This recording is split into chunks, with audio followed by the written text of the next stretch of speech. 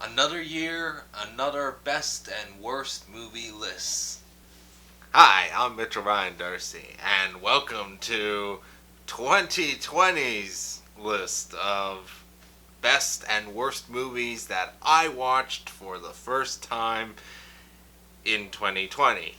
How this always works for me is that I have four lists.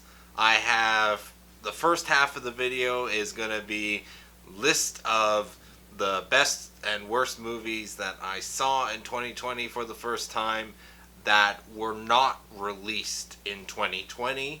The second half of the video, the one that most people have clicked on this to watch, is the best and worst movies that I watched for the first time in 2020 that was released in 2020. I'm not like the Academy. I'm not gonna be like, oh, if you release the movie in January, that counts as the previous year or anything like that. No, no, no, no, no.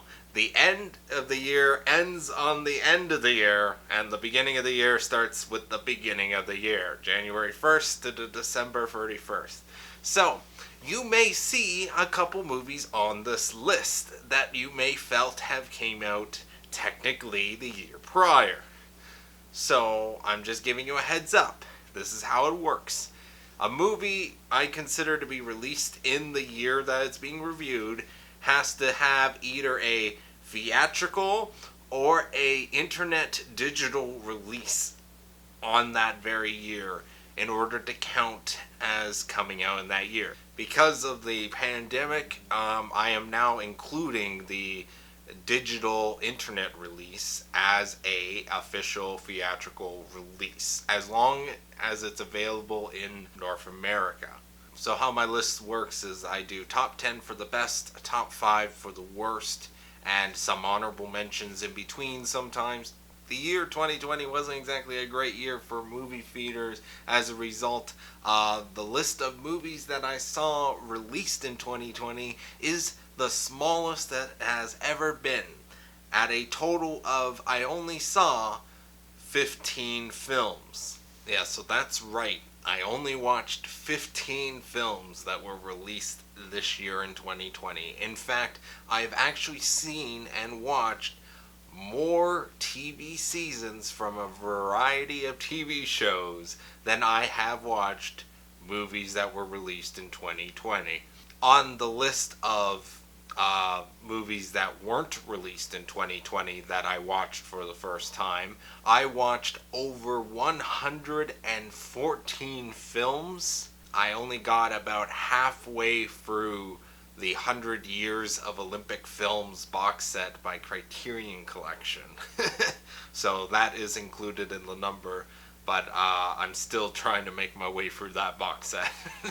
So, for example, if I'm doing a top 10 best and top 5 worst, that means all 15 movies by default are gonna make the list in some sort of way.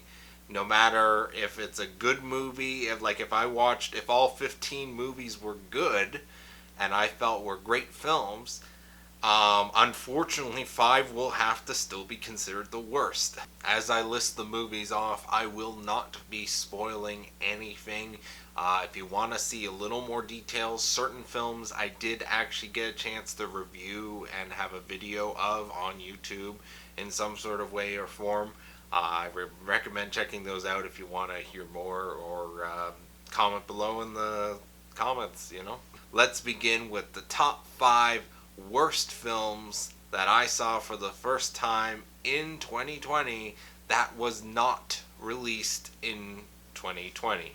Starting off with number 5 is Pet Sematary 2, which was a very interesting original sequel in a sense. Clancy Brown's performance in Pet Sematary 2 is kind of the main reason why this movie was definitely somewhat really enjoyable, and is kind of the main reason why this movie is not lower on the list. Number 4 is 30 Days of Night, Dark Days. Yeah, that was First one was so good. This one is so shit. though the idea of where it went was good, it just, I felt it didn't accomplish it in the same way, say, The Purge opened up their world a bit. Number 3 is The Curse of the Fly.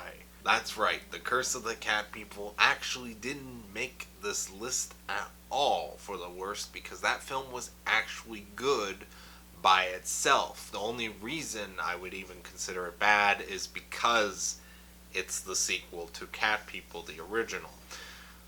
Curse of the Fly, on the other hand, despite its loose connections to the first two movies, there was just, I just didn't like it.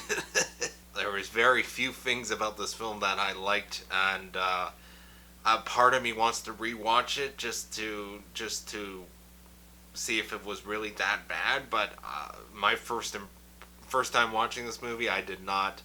I felt it was bad, but just not bad enough to reach the first two on my list. Number 2, 50 Shades Freed.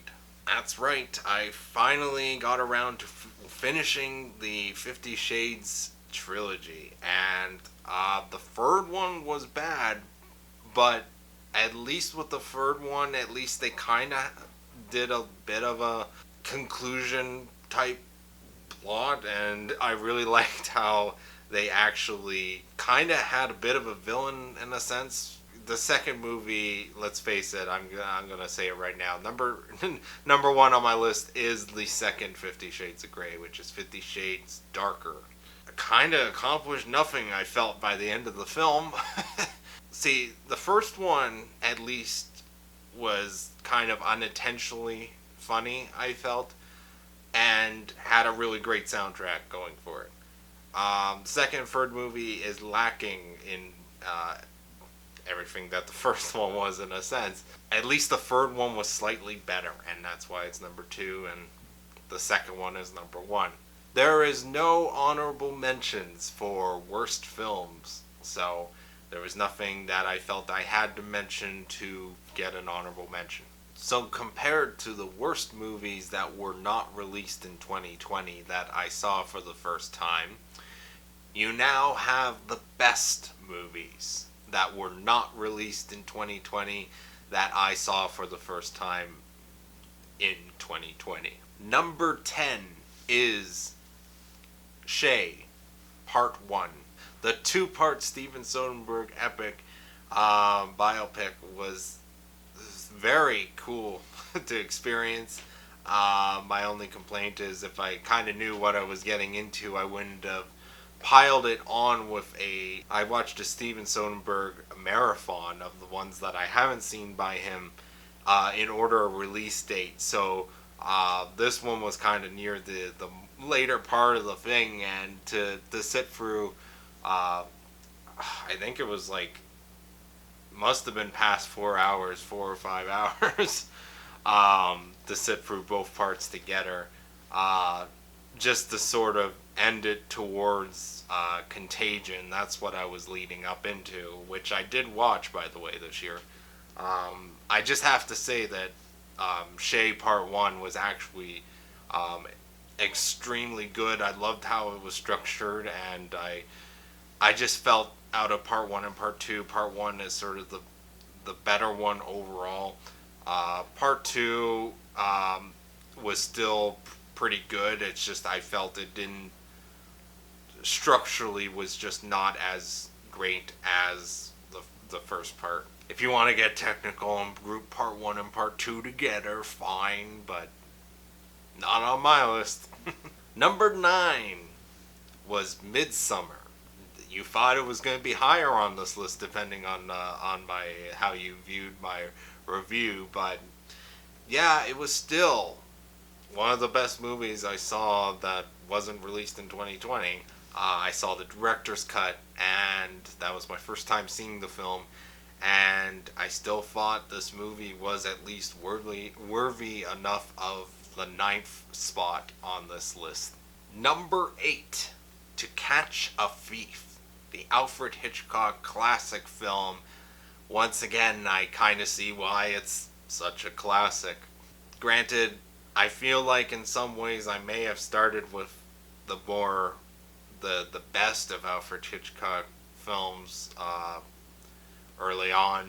When my movie watching lifetime, my first Alfred Hitchcock film was North by Northwest and Psycho. So I kind of feel like, unfortunately, if I catch up on all the rest of Alfred Hitchcock's films, is there really going to be any that's really going to outdo those ones in a sense? Granted, we'd gotten pretty close when I watched Strangers on a Train and all that, but this movie was still pretty good. Granted, I felt like, compared to some of the other Alfred Hitchcock films I've seen, the ending for this one was a little lackluster, but I'm sure for its time was still pretty damn cool. And as a result, this movie gets a respectable 8th place for best. Number 7, An American Werewolf in London. To be honest, I'm kind of surprised that this movie was still able to hold on to the top 10 list. Especially with all the movies I watched this year. And watching it, I'm just thinking back to it, just how well done it was. Granted, it felt like there was a little, maybe too much of the comedy element, but it just somehow just kind of worked overall in its favor for the entire movie. Great special effects, visual effects, and definitely was the best werewolf movie I've seen this year, if not of all time.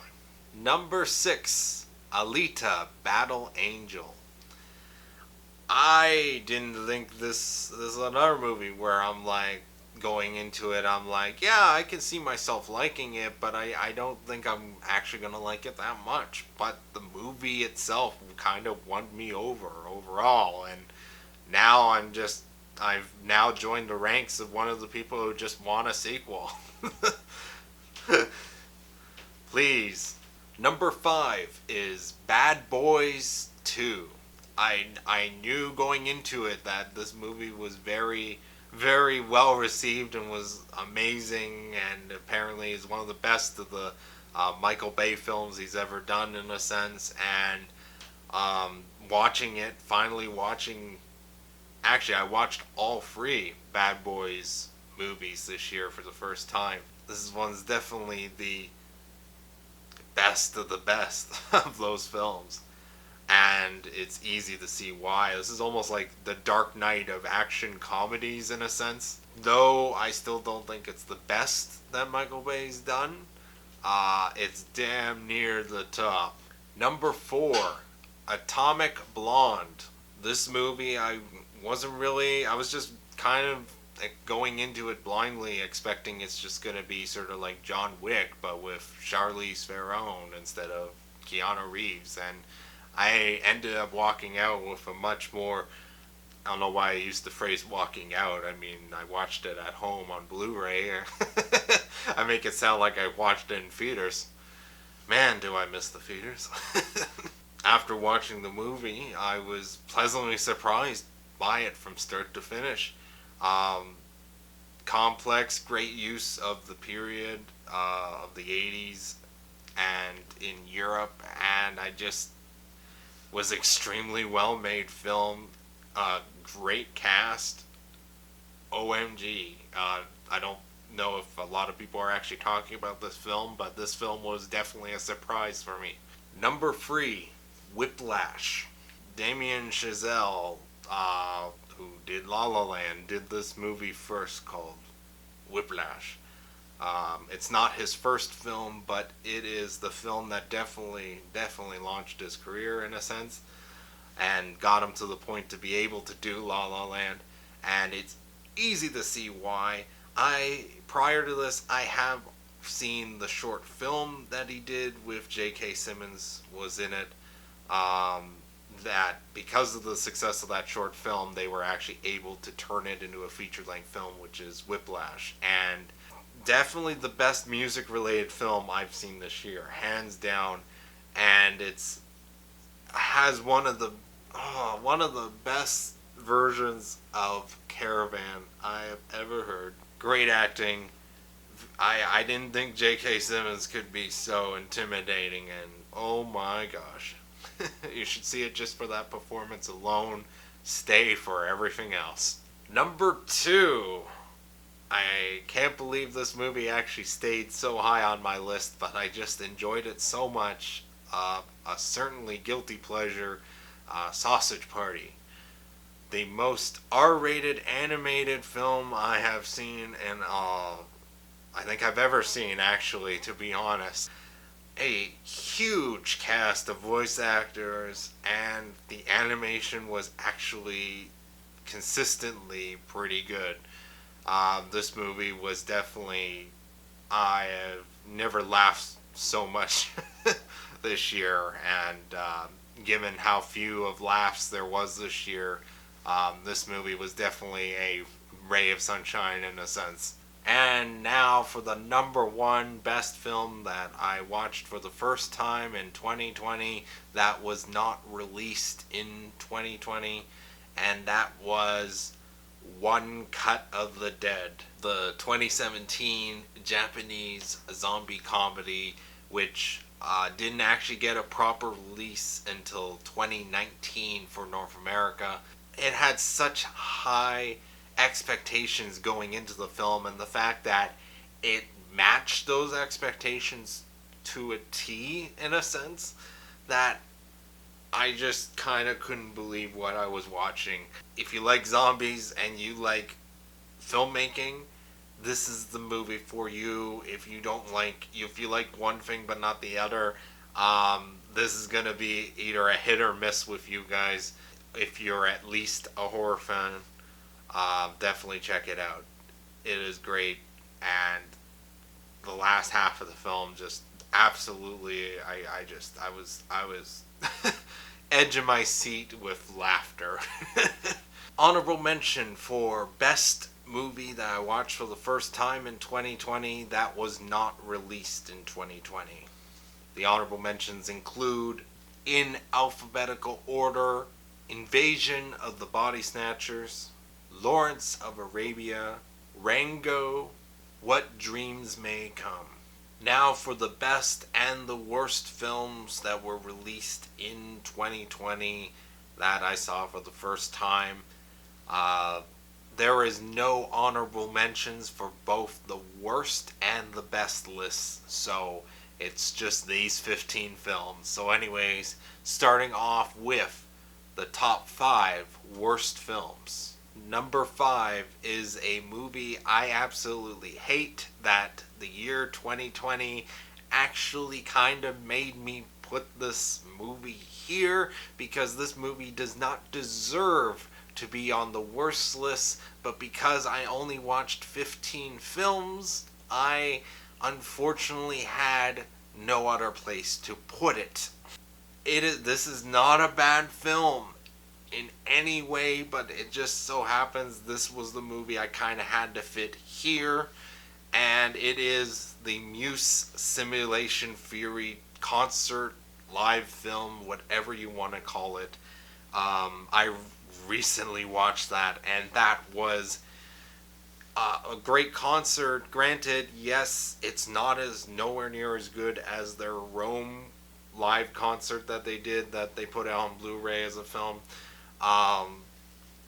But it is still a awesome Muse performance. Muse, the band I'm talking about, in case those who don't know. I'm ashamed that I had to put this movie on my number 5 for worst, but it is the best of the worst because it is not the worst. In fact, you know what? I'm going to retcon this whole video right now and just say that Muse Simulation Theory gets an honorable mention for the best of movies I watched in 2020 that were released in 2020. I don't give a shit. This is my video. Number 4 is Wonder Woman 1984. This movie is still in theaters, and I was lucky. Well, I mean, not in Ontario. We're in lockdown now. But I saw one of the last showings of this film just before the movie theaters and all the non-essential businesses got locked down again. So I was one of the lucky few to see Wonder Woman 1984 on the big screen. Granted, I didn't have any choice of either 3D or IMAX or or 70 millimeter or anything like that. Despite seeing it in normal movie mode, which I'm fine with, the movie just overall,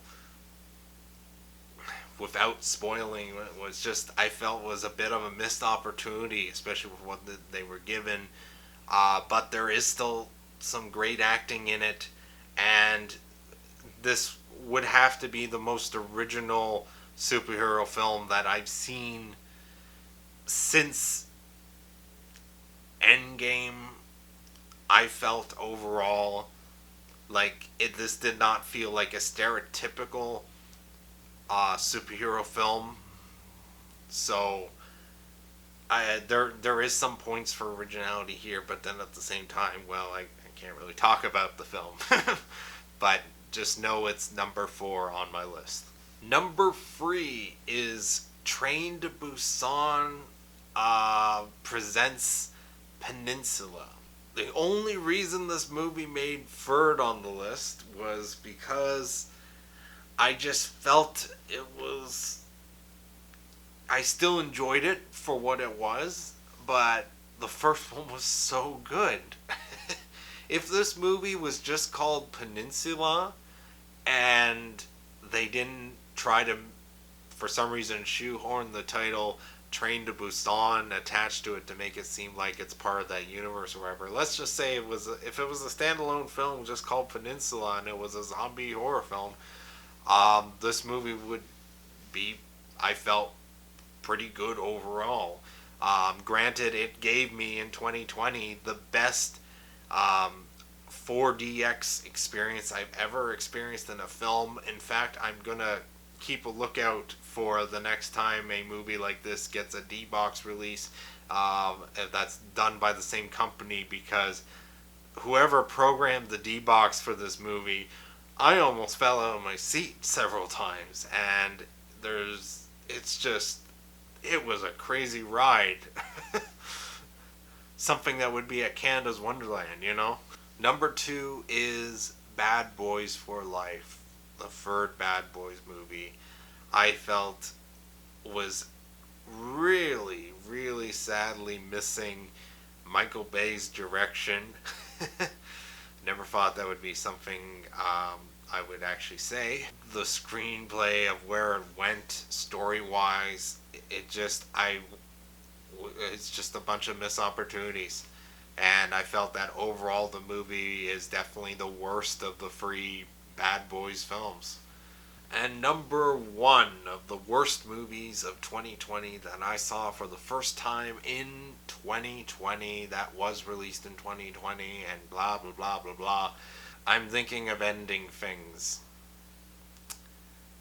Yep, I watched that movie without knowing anything, and I think oh my gosh, this was the toughest movie to sit through. I could not believe how much of a challenge it was to watch this movie, especially for a first time.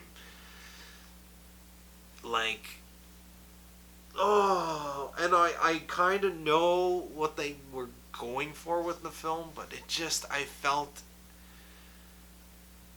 a lot of things dragged on too long, and then when something sort of newer happens or something interesting happens, it sort of just kind of mulls over. And looking up online after the film, I now know the original book. The original book was kind of spoiled in a sense for me now, because it's like, okay, I now know what the director and cast and everybody and the crew were going for with this film. They kind of accomplished it, but at the same time they were missing several key things that would have made the movie so much more better. I can't tell you anything about this film, but if you somehow come across this movie on Netflix, if you want to see what I mean with this film, check it out, because it's well made for what it is. Some nice little editing tricks and stuff, and but it's just so hard to watch. Like, even now, knowing what the film or the original book in a sense, summed up. It's like, I'm tempted actually to go back and rewatch the film, but I just remember how bad it was watching it the first time.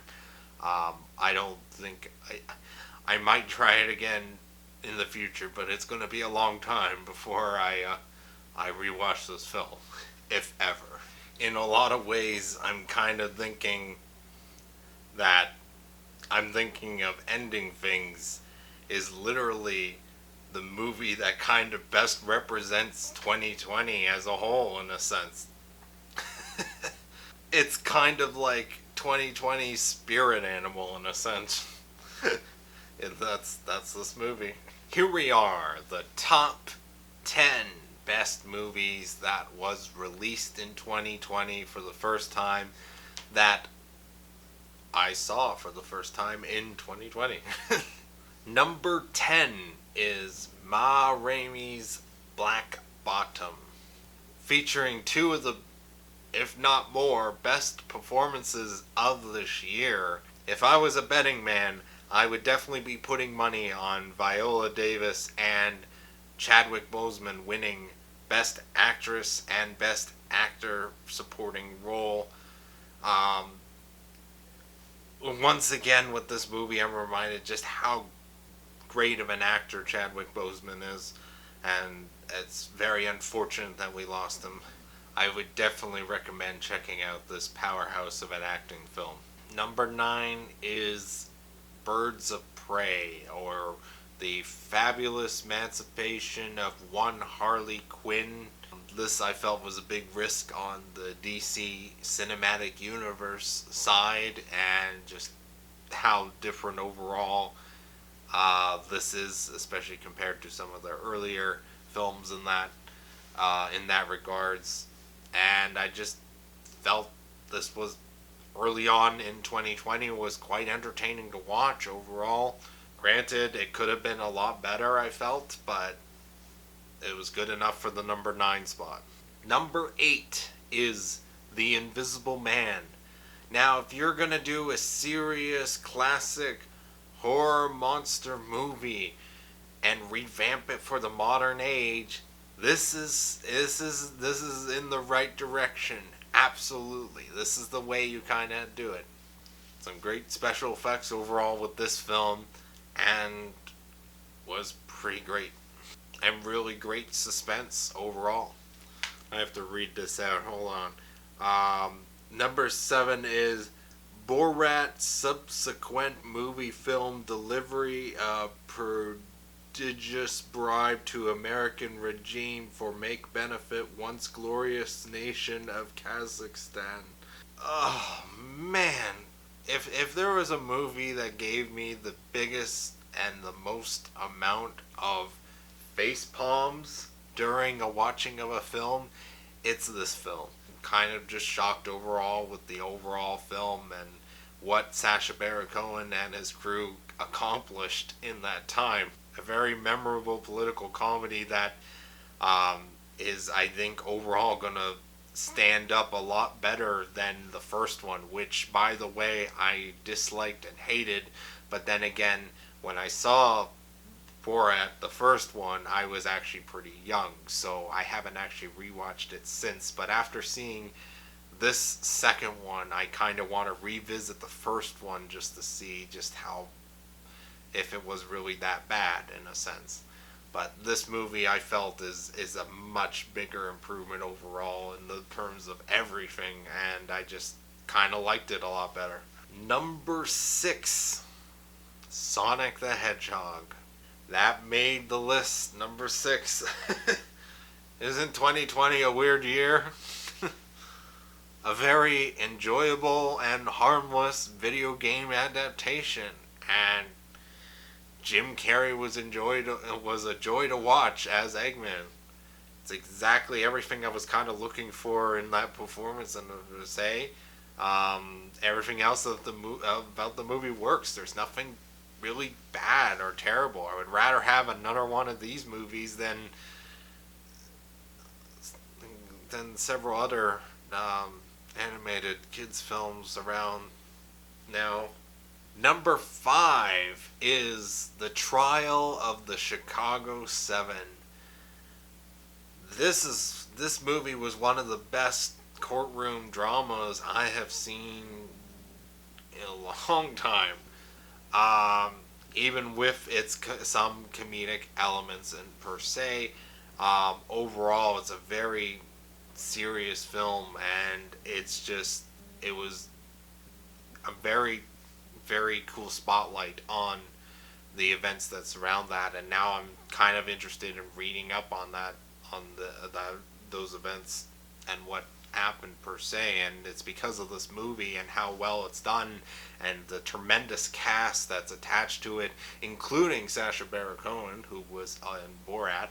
Is an extremely well done film. Number 4, Weathering with You, from the creators of Your Name, presents a movie that was not really as good as Your Name, but was still a very great film, I felt.